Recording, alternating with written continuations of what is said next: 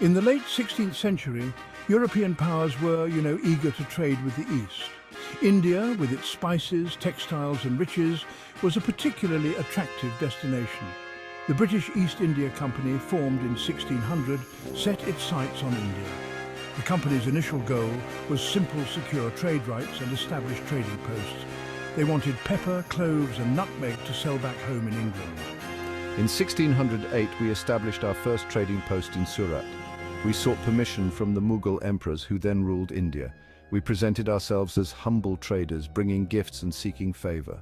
The arrival of the British East India Company marked the beginning of a new era in the history of India. The company's ambitions soon grew beyond trade. They saw an opportunity to expand their influence in India. The Mughal Empire was weakening, and rivalries between local rulers created instability. The company skillfully exploited these divisions, forging alliances and playing different sides against each other. The company had built a powerful army, comprising both British soldiers and Indian sepoys.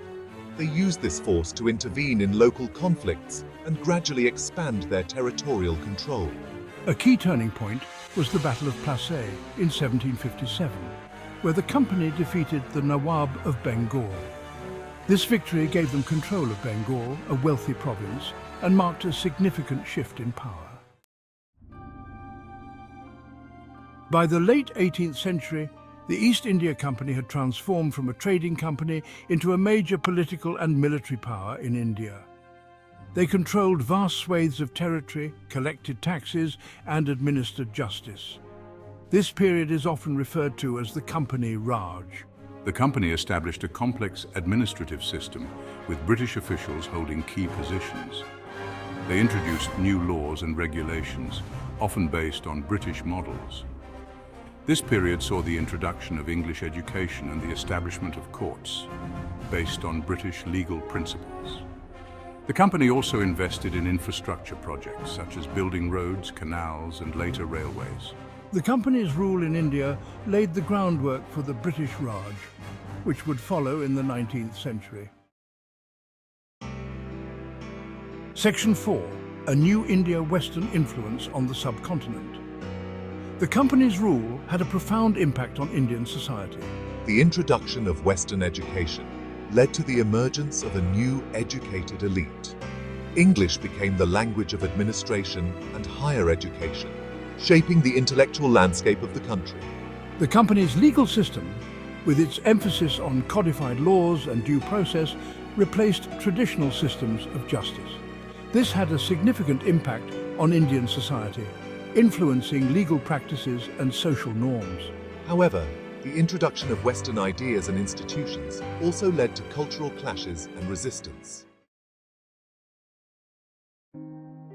Section 5. The other side of the coin, poverty and famines. While the company brought about some positive changes, its rule was also marked by exploitation and hardship for many Indians. The company's primary objective was to maximize profits. They extracted vast amounts of wealth from India, draining its resources and enriching themselves and Britain. The company's policies often favored British industries at the expense of Indian ones. Traditional Indian industries such as textiles declined under the pressure of cheap British imports. This led to widespread unemployment and poverty. The company's focus on cash crops, like indigo and opium, often came at the expense of food crops, contributing to famines. Section 6. A complex legacy, the lasting impact of the company.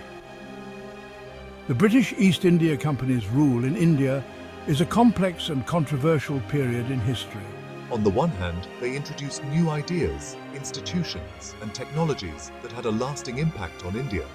On the other hand, their rule was marked by exploitation, economic hardship, and cultural suppression. The legacy of the company is still debated today. Some argue that their rule laid the foundation for modern India, while others emphasize the negative consequences of colonialism. Understanding the company's role in shaping India's past is crucial for comprehending the country's present and future.